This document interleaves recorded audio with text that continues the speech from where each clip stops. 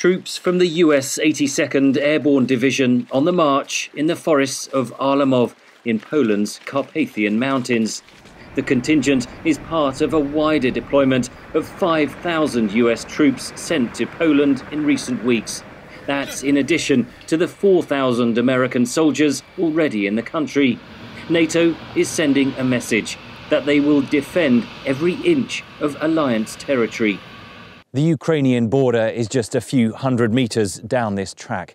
And as thousands of American troops conduct exercises in these Polish forests, Russia has been conducting airstrikes on Ukrainian targets just over the frontier. There are growing fears of an accidental engagement between the US and Russia.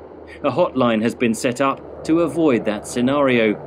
But there are also fears that NATO troops in Eastern Europe could be targeted in the event of escalation. Russia's President Vladimir Putin last month raised the alert level of his nuclear forces in response to what he described as NATO's aggressive statements. NATO still is saying that it will not intervene on Ukrainian territory, but increasingly Western weapons are flowing into Ukraine through NATO member states. And it is possible that Putin will, or in fact already sees, such military support, which it has to be said on our side is not particularly controlled or accompanied by careful messaging, as NATO joining the fight.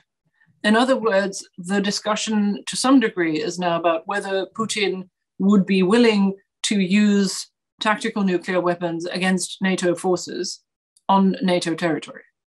That would be a new world.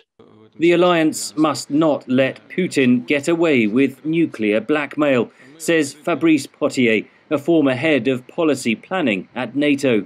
What will stop Putin from doing the same next time, possibly including against a NATO ally? NATO has repeatedly said it will not get directly involved in the conflict. Potier says the alliance should do more. Are we fully aware of the danger of not doing anything? If I look at that recent history, actually the risk of standing on the sideline and clamoring that we are covering the NATO allies back, but our mission stops at the NATO border, that, I think, risk is no longer acceptable. Ukraine's border with Poland has become the major gateway for refugees fleeing the conflict. But it is also becoming a key strategic frontier, a conduit for NATO weapons heading into Ukraine and a potential future flashpoint. For decades, Ukraine has acted as an effective buffer zone between NATO and Russia. But if the Kremlin's forces seize all of Ukraine, there is little to separate NATO troops and Russian soldiers. There is no border fence here, just mountains and forests. Henry Ridgwell for VOA News, Arlamov on the Polish-Ukraine border.